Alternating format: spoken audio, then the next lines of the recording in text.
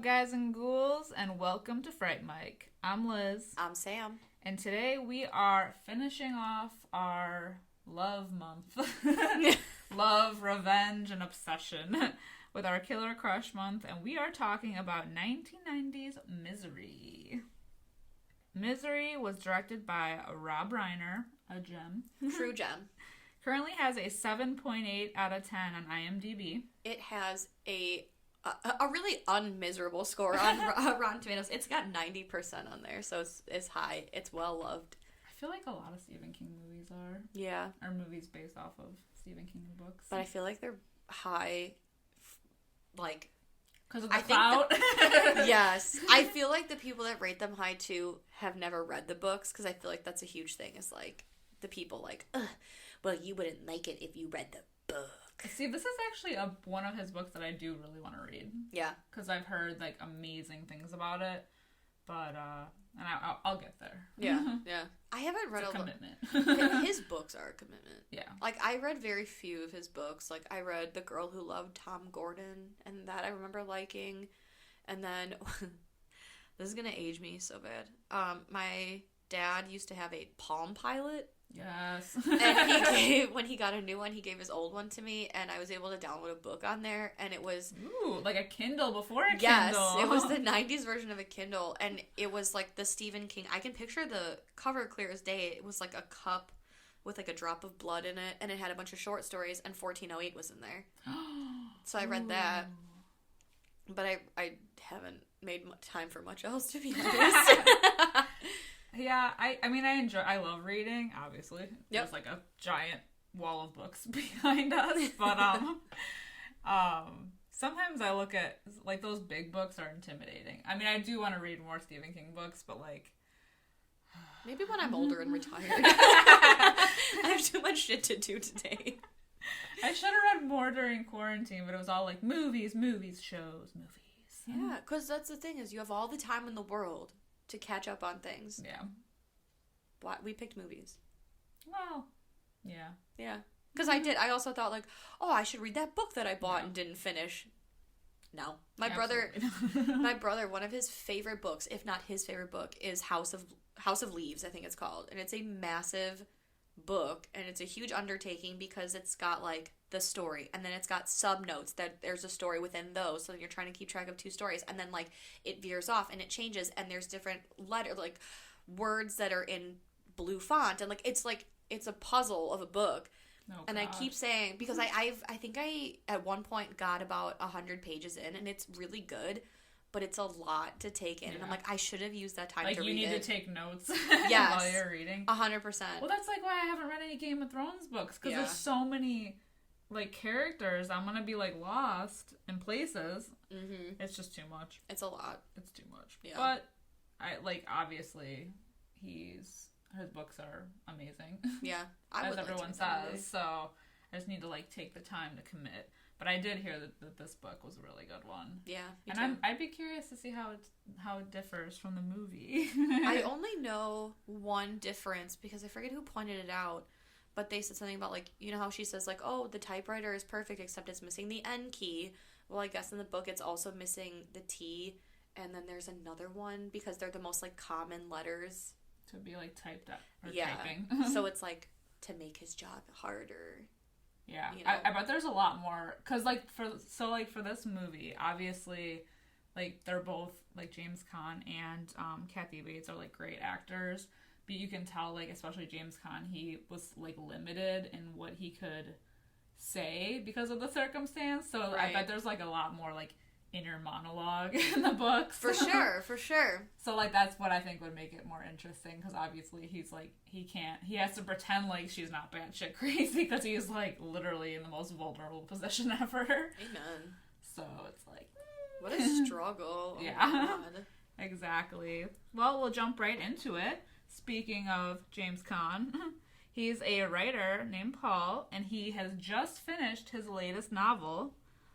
He tends to go to this, like, remote cabin, and that's like his shtick. Yes, that's how he ritual. Finishes his book. Yeah, he's got a whole ritual down.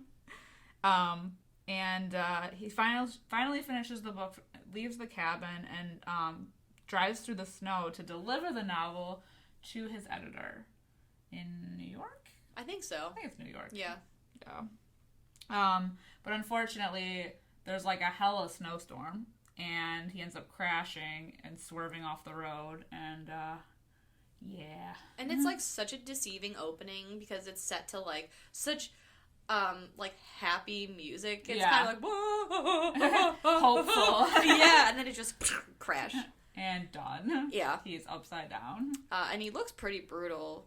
Like at first I thought he was dead. Yeah. Which would defeat the purpose of the movie, but so he's looking rough. He's hanging there. We do get a flashback of him meeting his publisher, I think, or his agent, something. Yeah. Played by the Lauren Bacall. Yes. Who I love. I love her. What a true queen icon legend. And she has like a limited role in this movie, but still stole my heart. So it's basically, we just find out through that flashback that he's done. Like he's become like a household name through these Misery books, Misery Chastain, and he hates her as a character, and he's just over like, it. Yes, that's like what got him on the map, but like he's over it. Like he's ready to move on. He writes that he ends up killing the character. Yeah. And she was like, oh, you know, like that paid for the braces on your kid's teeth, your daughter's teeth, and he's like, I don't care, she's dead to me.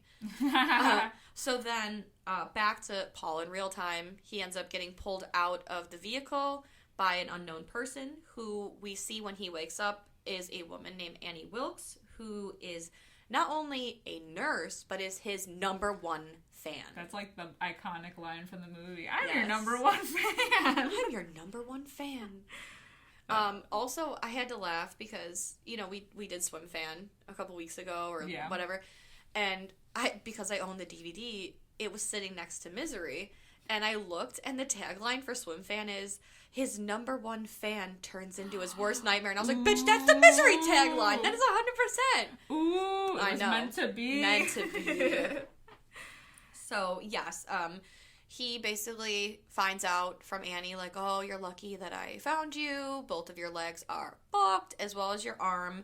But I'm a nurse. Don't worry, I had household items. So you're all set, and I'm gonna take I'm gonna take great care of you. And it's been 2 days. He was knocked out for like 2 days. But of course, none of the phones are working. The phone lines are down. According to Annie, he's just busted up to shit and can't go anywhere. And at this point, we kind of get like another little flash. It's not a flashback, but like his editor gets worried when she doesn't hear from him because she knew that he had just finished the book and everything. And so she decides to call the cops just to kind of like inquire about his whereabouts. And then we meet my favorite characters of the movie. Oh my god, I was just gonna say! No, I love them! Sheriff Buster and his wife Virginia. I love them. So fucking cute. So she's like constantly ragging on her. I know. And then when they're driving and she puts her hand on his leg and he's like, damn it, woman, when you're in this car, you're not my wife, you're my deputy. I love them so much. Their banter is amazing. So good. Especially when she's like accusing him of cheating on her. Yes. So-and-so called. He wants to know who you're having an affair with. I love that. It's so good. Like we need more of them. We do. And it's funny because like all she wants to do is like bang him. And he's like, damn it, woman, I'm working. Damn it, woman. I love them. I know. So we learn that Annie is a huge fan of his, obviously his number one fan, and as kind of like a thank you, she kind of asks if, she notices that he has the new book on him, and she knows like everything about his life. It's like really, really bizarre. Yeah. And she wants to read his new book, so he agrees because, you know, she saved his life, and she's been tending to him for days now.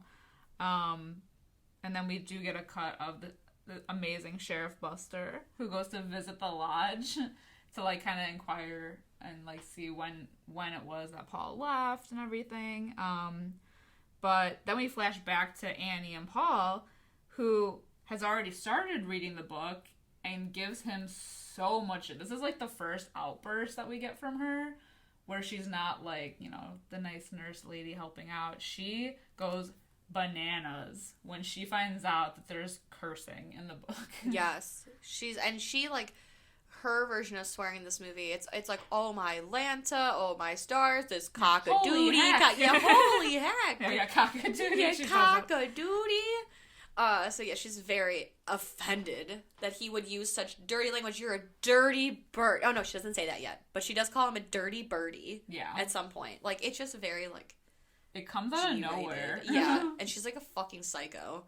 She goes full, and he's just, he's stuck in bed, like, both of his legs are busted up, he can't go anywhere, so he's just kind of like, yes. Yeah. Okay. So, after this outburst, we cut back to the sheriff and his wife, and they go for a cruise just to, like, kind of check out and see, like, the possible route that he would have taken, and he sees, like, a tree branch that's, like, slightly askew, and he's like, oh, stop here, and because there was a snowstorm, he's literally, like, feet away from the car. Like, we as an audience can see that it's buried, so we see, like, a tire sticking out, but he can't. And before he reaches it, he, like, kind of falls in the snow, and he's like, never mind. And it's, like... So close. There's so many points in this movie where he's so close to, like, finding him. I know. And he just... Oh, God. But... So that happens, and then... What is this... Oh, yeah, so he's, like, constantly asking Annie also, like, hey, like, her thing is, like, oh, the roads are bad. Like, when the roads open, I'll take you to the hospital. When the phone lines are back up, you'll call your agent and your daughter and blah, blah, blah. And she's, like, lying to him. Well, she ends up, like, going into town because his newest book just hit the shelves. And she's like, oh, I'm going to run into town. And, like, when she gets back, she's like, I got your copy. And, yada, yada. He's like, oh, their phones are working, or like the roads are open. She's like, oh, well, not to the hospital, but just to town. Right, just to town. And she was like, oh yeah, and I called your agent while I was there. Everything's fine, so like they know you're here. Liar. Fucking liar. She does say that she like talked to the doctor, who says like she got a hold of a doctor who mentions like what she is doing to him is fine or whatever, like the meds and everything, and he needs to like kind of stay put. Yeah, if he can. It's FDA approved. Yeah. At this point, we also get an introduction to her pet pig named Misery, and she's like, "I thought it was time you two should meet." And she's like a fucking nut. Like the pig is all up in Paul's shit, and she's like chasing it around the room, going. That is so weird. And we do get some backstory on our girl Annie. That she was married and then she got the divorce. But his books got her through the divorce. Amen. They saved her life. Yes. So that's why she's so like she basically has him as like an icon. Not even an icon, like a pedestal, an idol. Because like there is a god. shrine in this movie. Yes. Although, because I know like all month long we've been talking about movies with like shrines. I think the only one that didn't have one was like Sleeping with the Enemy. Swim Fan didn't either, right? Well, he had the. Oh, she had like the Jake Donnelly shit. Yeah. Okay. Well, I guess I would. Yeah. But like, at least her shrine is like more classy looking. True. She's got like his books lined up, his picture. There's like a candle. Yeah, and it's a signed photo, right? Yeah. So like they had met once before. Yeah, which I'm surprised they didn't like. Well, he wasn't supposed to tell her that he got out, or like make it known that he got out of the room. Exactly. I was gonna say, why didn't they bring that up? But right. But then I also wonder, like, because I didn't personally get a good look at it. Does it say her name, or like, is it one of ththose like she bought a signed photo? Oh, maybe like off eBay. Right. Well, I guess it was $90. How could you do that? Yeah. Well, anyway, she has a shrine. But her idol has slowly fallen in her eyes. Suddenly fallen. Oh, because God. she comes in the middle of the night and she is rip-roaring mad. And she's like, you killed Misery, you're a murderer! Because she finally reads that he's decided to kill her off. And she's pissed. This is when Yes, this is when she calls him a dirty bird, and you're just like everybody else, and you're a murderer! She also admits that she never called anyone that she claimed she did. Never called the agent/editor or his daughter. Nobody. And she says, you better hope nothing happens to me, because if something happens to me, then you die. Bitch, because oh my, and that is so 180 moment. Yes, that is so terrifying to have someone say like, if she dies, he dies, because nobody knows that you're here. Like that is fucked. Yeah. Because it's true. It is true. Then you have to make sure that your captor is well until you can figure out a way to escape. Yeah. So he's basically stuck there. She drives off in a fit of rage. So he takes this opportunity with her gone and tries to, like, attempt to crawl out of bed and escape. Of course, he's unsuccessful. But, I guess, like, when Annie comes back, this is when she is, like, super weird and is, like, talking about how God delivered him to her so that she could, like, show him the correct way to finish his book. Yeah. She goes on this, like, full, like, speech. She mentions God and his plan, like, several times throughout this movie. Like, it's the divine intervention from God that, like, this happened so she could right the wrongs that he's put into the world. Yeah, and then she brings that trash can in and, like, basically is like, he wants me to have you burn the book. Yes, and that's, like, such a tense scene because it's an unpublished manuscript. He was literally on his way to deliver it. And because she's a crazy psycho stalker, like, #1 fan, he's like, oh yeah, I have no problem burning it because my editor has a copy and, you know, all the publishers around the world or, you know, like, whatever have copies and I have no problem with that. Right, he's like, it's gonna get out either way. And she's like, okay, then light the match. And he's like, it's not a big deal. And she was like, you said that, so light it. And definitely she calls this bluff because she's like, yeah, I know that no one has it because you're a creature of habit and you always keep one unpublished, you know. She knows way too much manuscript. about him. Exactly. She's like, so I know that this is the only copy. And then it's even more terrifying because she's like just very calm talking to him and she just slowly starts dousing him with lighter fluid. Yeah, and she's really. like, yeah, it's just so crazy, you know, like if you don't light it, you know, who knows what'll happen. Yeah. So he's like, fuck, okay. And he lights it on fire. Oh. And then that's when she's like, oh my Lanta! You know what I never thought of? Going everywhere. You know what I never thought about is, like, if she knows so much about him, she must know, and I think she even mentions it at one point, like, that like, his ritual, you know, especially at the end with, like, the Dom Perignon? The Dom Perignon Yeah. and the cigarette. So I wonder if she knew that he would, like, that he goes to the lodge, why she hasn't, like, inquired about him before. I don't know. I wonder if being like, this #1 fan and all. Right. She probably just saw this opportunity and took it. Like, I wonder, had she had an opportunity to do something like this before? Like, I feel like she would stake out that cabin. But he's capable of, like, escaping, you know? Like, this was... Yeah, but she's nuts. It doesn't even matter. True. Either way, I feel like she would have. She's a crazed fan. What if she broke his legs and blamed it on the accident? I thought about that. Especially when, in the beginning, when they uncover him and his legs look like they're, like... busted. Yeah, like purple and... I mean, I could think of a few celebrities that I'd be like, oh my god, you were in an accident. Your legs are broken. And she's a nurse, so she would know how to break them properly. Exactly. Suspicious. Definitely food for thought.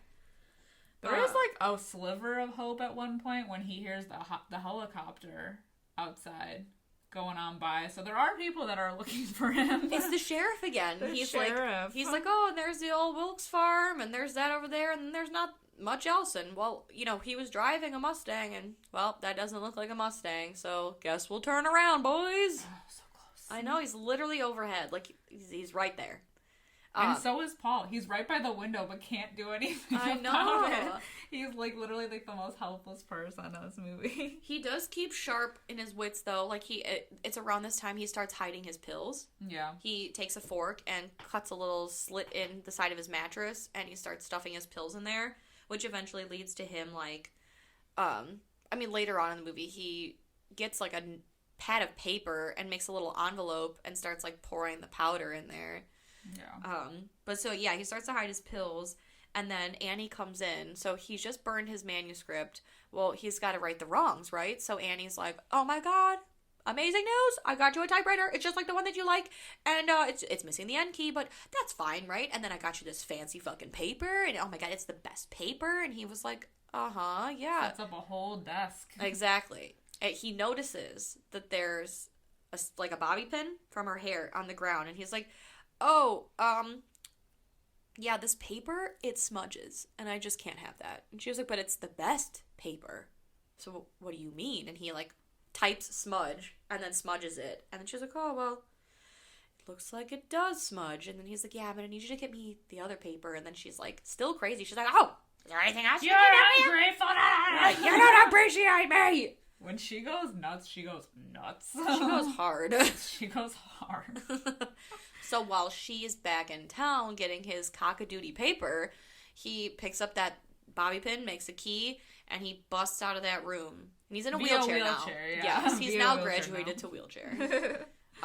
Which also leads to some, like, tense investigating, because, like, on the way back, he's also, like, bumming around the house. Yeah. Well, he learns that the front door is locked, the back door is locked. The phone has no, like, guts in it, so it's just... has, like, fake. Yeah, it's like something out of House of Wax. And even, I think, wasn't he like, crazy bitch? But he's, like, wheeling by a desk, and he knocks over a little penguin statue. And he's just like, oh, shit, thank God that didn't, like, fall or break or whatever. And so he puts it back up, but it's facing, like, the other direction. Which comes into play later on. Certainly does. Certainly does. And that's when he finds the shrine. Yeah, he finds her shrine with the signed photo. And also he sees a scrapbook titled Memory Lane, but he doesn't look at it. No. At this point, though, Annie returns, and he gets back in the lick of time. Yes, and he's, like, fucking sweating, and she's like, oh, my God. Yeah. Oh, you're so sweaty. And he was like, oh, yeah, I need my pills. He needs more pills. Yes. Oh, yes, because while he was out wheeling around, he found her med closet, and he stole a bunch of those little red pills, like a whole packet. Yeah. Because he's gonna fucking drug her ass. Ooh. You best believe. He's coming up with a plan, baby. The cops do finally find Paul's car, but he's presumed dead because he's not in it. So they're like, yeah, we're just going to wait till the snow thaws out. And then we'll find his corpse. And we'll find his corpse. And I'm like, ew, who's going to wait around for that? I know. They'll forget by that time. But our Sheriff Buster... He don't take no shit. He's like, they are missing something here because he definitely didn't get out of this car. There's dents on the side, so somebody busted his ass out. Right, like he definitely didn't get out of that car the way that they're saying. Mm-hmm. Suspicious. So it's around this time we see Paul is making his packet, dumping the pill powder in, making a little mix, and then Annie like freaks out because she's like constantly reading the shit that he's typing, and she's freaking the fuck out because she's like, no, this is all wrong, you know, and she tells this whole story about how, you know, like the radio shows, like they would end on a cliffhanger, and then the next week they'd be like, oh, they're just about to go over, and then so-and-so swoops in, and she was like, that's not how it goes. And so she's like, the book ended, because he basically wrote that she had like a blood transfusion, and she's like, that's not how it starts. She's like, misery was buried in the ground. It starts there. Jesus fuck. Fine. I can't tell if she's more in love with the character or him. Right? Because it's so, like, she's just, oh my god. It's bizarre. Yeah. She has, like, full, and she won an Oscar for this. Of course. I mean. How could you not? Yeah. She takes crazy barking to mad. A whole new level. Yes. Oh my god, and her outfits, queen. I know. Lumberjack, queen. Eventually, though, he keeps rewriting, and she's a lot happier with how it's going, and so much so that he needs to use the powder, you know, to get her to have it somehow. So he suggests that, you know, maybe because of the progress so far with Misery's return, that they have dinner together. So she's like, you know what? Okay. Yeah. She's like stars in her eyes. She gets all dolled up in her finest pilgrim Victorian woman. I don't even know what like Puritan outfit. Yeah. It's like a high collar. She got a little makeup on. Yeah, she did her hair. She curled it. Looking real cute. So he's like super excited because he's like, yes, I'm getting the fuck out of here. Let me do my thing. He's like, oh, we should get some wine. And then she leaves the room and he dumps that whole fucking packet in her glass. Yeah. And we're like, my man Paul, he's getting out of here. They toast. Butterfingers over here drops the whole glass. Oh. It just, the look in his face, like... You could feel the heartbreak. You could hear his heart shatter. Literally. It's awful. Like, the weight of that scene, like, all his, like, days, weeks of hard work, gone. I bet she knew. She had... See, that's the thing. She had, like, a whole stock. Yeah. I know what's in my pantry. I know if somebody takes something. If someone takes my pills, I'm gonna know about it. Amen. My migraine meds, if one pill goes missing, I know about it. Oh, yeah. You know, so it's like, how did she not notice a whole packet went missing? I feel like she did. She definitely did. You know? She had to suspect. Yeah. She's crazy, but she's smart. Definitely. Oh, yeah. Well, you have to be to get away with shit like this for so long. Ugh. So then he's mad. Yeah. And he decides he's just gonna write a lot. Like, he's gonna get this shit over with. And he's, like, in the meantime also lifting the typewriter as, like, a weight, essentially. Like, working on his arm strength. He's got to. He's gotta. So while he's doing that, he's, like, writing day and night. And we get, like, a montage. And then one night, we get, like, a crack of thunder. We know it's raining, even though there's snow on the ground. So I don't know what the hell's happening. But this scene is also, like... Exactly. This scene is also, like, super tense and, like, just trying to picture being in that situation. Like, it's fucking awful because she comes in and she's like, here's your pills. And he's like, what's wrong, Annie? And she's like, this rain, this weather, it always gives me the blues. And then she pulls out a fucking gun. Out of nowhere. It's why she's like, sometimes I think about loading it. I'm gonna go now. I might put bullets in it. Bitch, don't you dare. And she just, like, takes off. Yeah, she gets in her car. Into the night. We're like, okay. Well, Paul takes the opportunity while she's gone again and is like, fuck this shit, I'm out. Yeah. And wheels his way over to the kitchen, grabs the knife, and that's when he finds the scrapbook again, but this time he opens it. Turns out our girl Annie has a whole ass history. And that she's documented. It's like some serial killer shit. Yeah, I was gonna say it's like her trophy. Yeah, you know, every serial killer has like a trophy. It is, because there's just newspaper clippings and photographs and articles all about. Well, first it's like the first page is about her father who was killed, and more articles about how I think he plunged to his death or something. Yeah. And then more articles about her, like, success in nursing and how when she graduated and everything.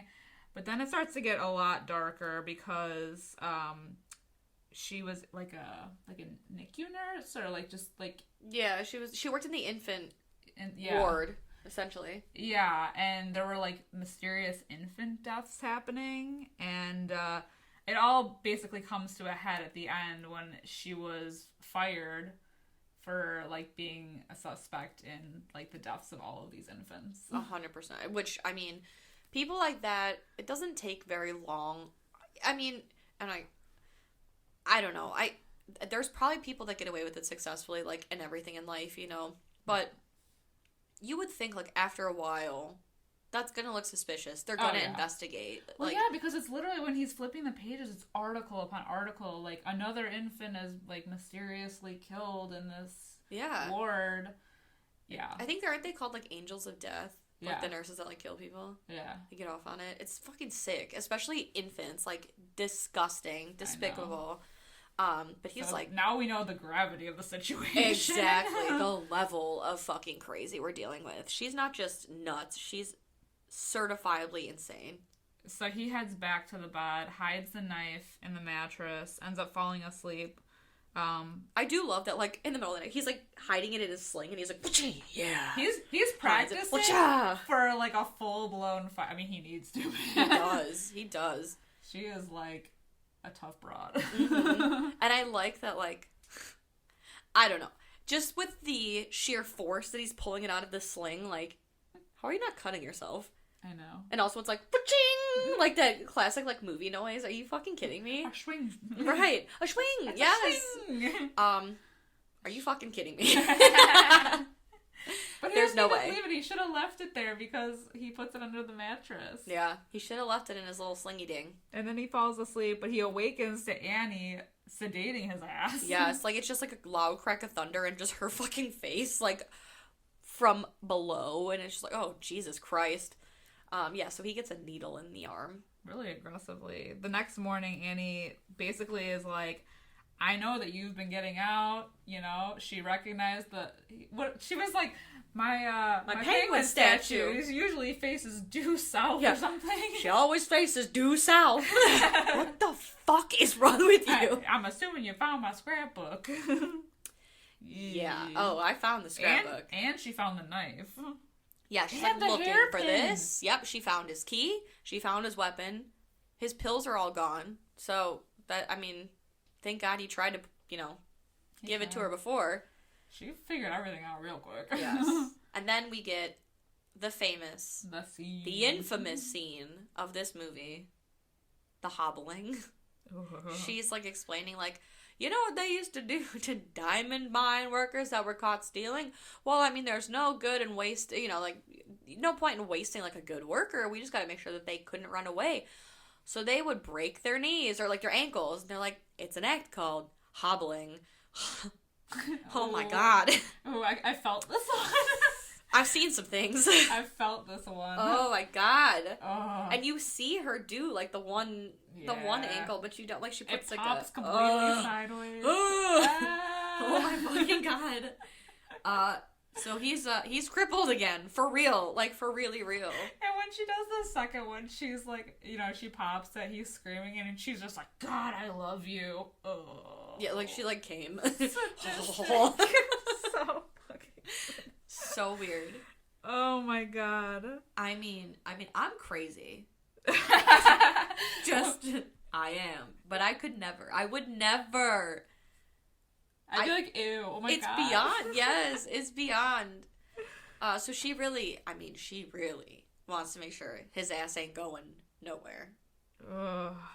So some time has passed after the incident. I don't know how much exactly. They don't really, specify. He's just miserable.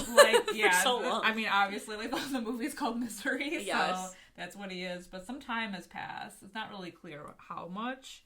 But, we do get another cut of, the sheriff witnessing Annie having, a full-blown outburst in town. So it kind of, sparks him to, do some research on her, because he's just kind of like, huh. Suspicious. Yeah. So he ends up going to her house, and, which is, perfect, because Paul is still chilling in the bed, still crippled, and he notices that the sheriff is pulling up, so this is his moment. But Annie comes in with the syringe again to sedate his ass. And he does put up a good fight. Yeah, he does.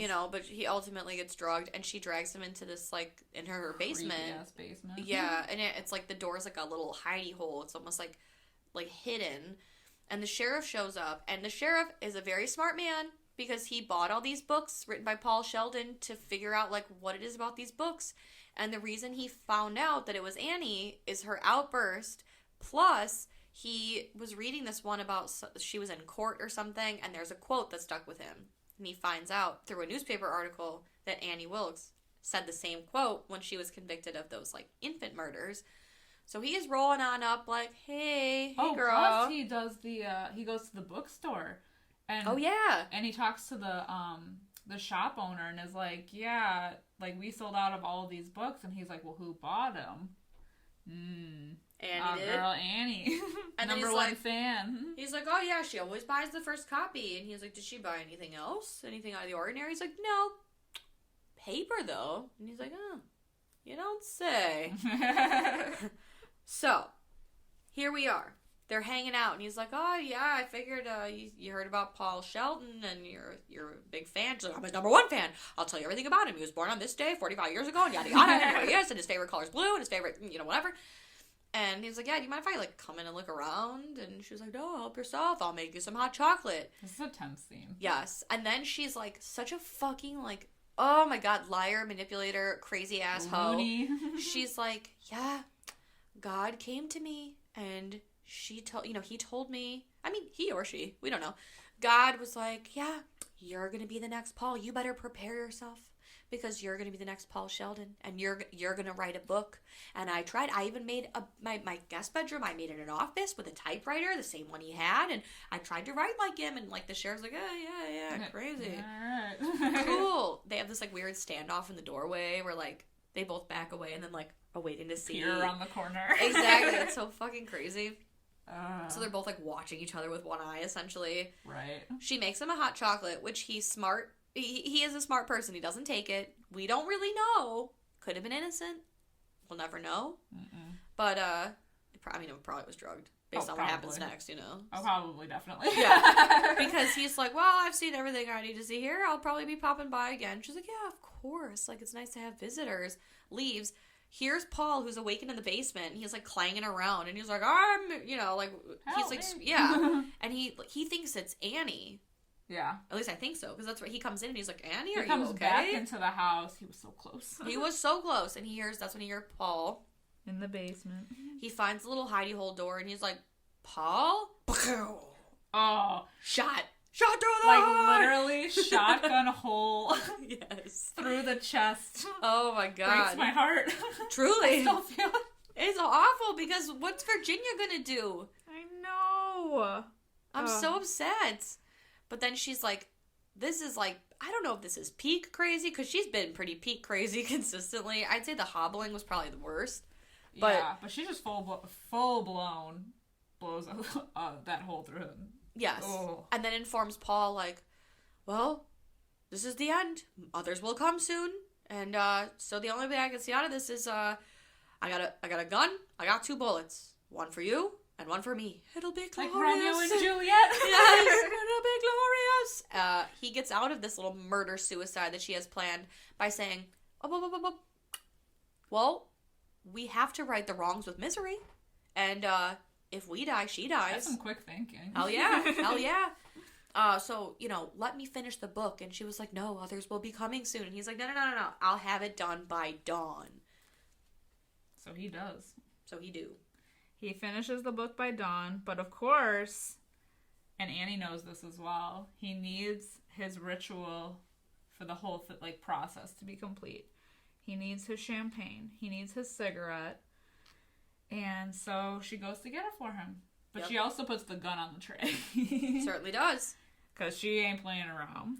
So while she's off in the kitchen, he's finagling. And when she comes back, he lights the book on fire. Right in front of her. The new book. Because he's taunting her because she's reading chapter by chapter. It's the last chapter. And he's like, you want to know the answer to such and such? Do you want to know who wins her hand? This person or that person? It's all right here. And you'll never know. And he lights it on fire. And he's like, I learned it from you. Ooh, taste of her own medicine. So while she's diving on the floor to save this last chapter, he hits her over the head with the typewriter. He's been doing work. He's been doing some shit. That's not enough though, surprisingly. Because then they have a fight. She shoots him through the shoulder. Yeah, I think it's the shoulder. They scuff. They have a little kerfuffle, a little scuffle. I like that he beats her in the face a couple times. He does. Yes, a few times. And she's a bloody, mangled mess, and she just keeps going, man. She's a fighter. Going. Yes, at one point they're even on the ground, and he takes the burnt ashes of the book, and he's like, "Eat it, you sick fuck!" All that pent up aggression he's been feeling from laying in that goddamn mess this whole time. He even pops her in the face with that pig statue. Certainly does.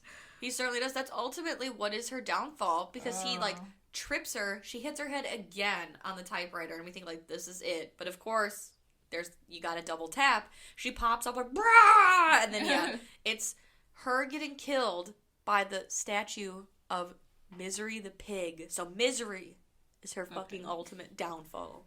That's poetic. That is poetic. That's some justice right there. We see 18 months later, Paul back in New York. He's walking again with the aid of a cane. He meets Queen Lauren Bacall at a restaurant. Queen Bacall. Yes. And he's written a book. And she's like, have you ever thought about writing a nonfiction about what your experience was? No. Hell no. Good God. He's basically like, you want me to relive that shit again for a couple bucks? I don't think so. And then we get, like, a tense scene. Like, he's kind of, like, looking off. There's a waitress coming to the table. And he sees Annie. And he's kind of saying, like, you know, it's weird because even though I know she's dead, I do still think of her from time to time. And, of course, the movie ends. It's not Annie. It's just a waitress. And she says, excuse me, are you Paul Sheldon? I'm your #1 fan. Da, da, da. But the ending credits are so lovely because it's a cover of one of my favorite songs of all time, I'll Be Seeing You by Billie Holiday. Aww. I love it. So romantic. Love. Obsession. Yes. The thrill of the kill. This movie has, like, really great pacing, I think. I think so, too. Because for being, like, such a small set, like, very... Yeah. Limited characters, limited set. Limited range. Yeah. You know, like, just, like, range of motion on Paul's behalf. Right. It's really great. Yeah, I agree. I just think it's, like, perfectly timed out everywhere. It has those, like, really tense moments. I don't know. I feel like as an actor, I mean, I don't know. I'm no actor, but, like, I bet it's really hard to do, like, you know, because if you're used to being in a lot of movies where you're, like, moving around and you can, like, kind of, like, emote more and, like, you know, character act and everything, like, it must be hard to be in, like, a, you know, such a small, exactly, like you said, range. Yeah, you're so limited to what you can do. Especially him, because he literally had, like, he couldn't use his body, really. Yeah. So everything was, like, his face. And he, like, really did a great job of, like, especially when he was, like, bedridden, like, everything had to be on his face. And he did such a good job. Like, you felt when that wine glass tipped over. You felt when his pain. Exactly. Like, you could see what he was thinking. Yeah. So, James Caan did a great job. Kathy Bates did a great job. Yeah, she won the Oscar. Hell yeah. So, what would you rate this movie? I would give this movie a 3.5 out of 5. How come? Because, I don't know, I enjoyed it. I loved it. I don't know if it's my favorite Stephen King adaptation. Okay. But I thought it was a really solid movie. Yeah. I enjoyed it thoroughly. How about you? I really do want to give it a 5 out of 5. Just because, dang. like, the acting is so good. Like, everything we had mentioned before, like, with being so limited to, like, a set and motion and everything, like, they both did such a phenomenal job. But for some reason, I just, like, can't get there. So I want to give it, like, a 4 out of 5 or a 4.5 out of 5. Okay. You know? Because it's one of those, there has to be some enjoyability and, like, rewatchability out of it. And it's not that it's not enjoyable or rewatchable. It's just that, like, if I'm home alone and I'm, like, looking for a movie to throw on, I'm never like, oh misery. Right, exactly. You know? It's not even that it's a slow burn, really, but yeah, like you said, like, the rewatchability, I guess. I feel like it's one of those movies where you want to, like, kind of wait a bit to watch, like, rewatch it. Like, I love to watch it, like, when it's snowing out, or, like, you know, because it's a winter movie, and I just would never, like, on a hot July night be like, I would love to watch Misery right now. Right, and it's not even a movie I feel like you can just, like, throw on to listen to. Like, you want to pay attention, so it's, like... But I think it's still a solid movie, and they, like, completely killed it with the characters. 100%. All right, well, we hope you have not had a miserable time here with us this week. Or this month. So this is our last episode for February, wrapping up Killer Crushes. So please tune in next week as we are starting a new month, new theme. We have a lot of good things coming up. I can't wait for you all to hear them. I can't wait for you all to see what's coming to our social media. Or hear. Exactly. Yeah, so speaking of social media, feel free to check us out. We are on Instagram. We are on Facebook. We are on Twitter for all of your social media needs and entertainments. We are at Fright Mike Podcast.